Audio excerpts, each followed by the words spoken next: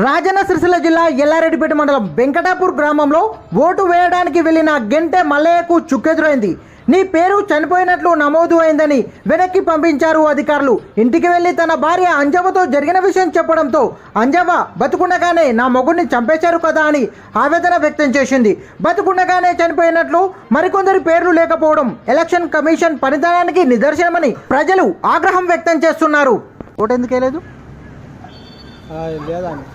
లేదన్నారు. ఏమన్నారు? ఎందుకు లేదంటే ఏం అడిగారు? చనిపోయినట్లున్నది ఎట్లా అద్దు అని ఎలాగొచ్చింది. పోయినసారి వేసినావా ఓటును? పోయినసారి వేసినాం. మరి నేను చనిపోయినా బతుకుంటానే కదా ఓటు వేయడానికి వచ్చిన అని అనలేదు. ఏమన్నారు? మనిషి ఉండగా ఎంత